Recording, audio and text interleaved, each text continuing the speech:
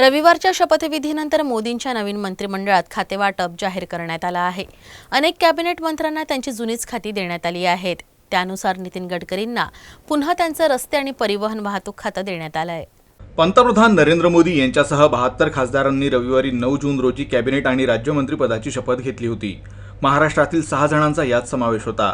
शपथ घेतल्यानंतर या मंत्र्यांना कोणकोणती खाती मिळणार याकडे सर्वांचं लक्ष लागलं होतं। अखेर सोमवारी हे खाते वाटप जाहीर करण्यात आलं। अनेक महत्त्वाची खाती आधीच्याच कॅबिनेट मंत्र्यांना देण्यात आली आहेत।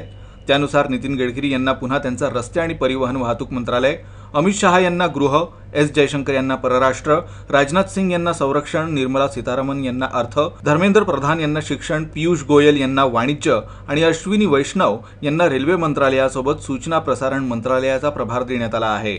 याशिवाय शिवराज सिंग चौहान यांना कृषी आणि ग्रामीण विकास खातं, जे.पी. नड्डा यांना आरोग्य मंत्रालय देण्यात आलं आहे। गडकरींना 2 राज्यमंत्री मिळाले असून हर्ष मल्होत्रा आणि अजय टमटा यांना रस्ते परिवहन राज्यमंत्रीपद देण्यात आलं आहे।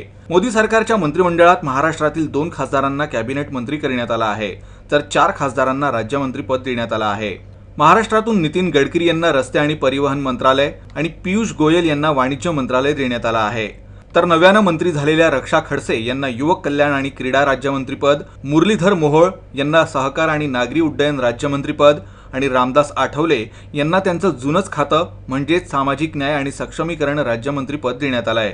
तर शिवसेनेचे खासदार प्रतापराव जाधव यांना आयुष मंत्रालयाचा स्वतंत्र प्रभार सोबतच आरोग्य आणि कुटुंब कल्याण मंत्रालयाचं राज्यमंत्रीपद देण्यात आलं आहे।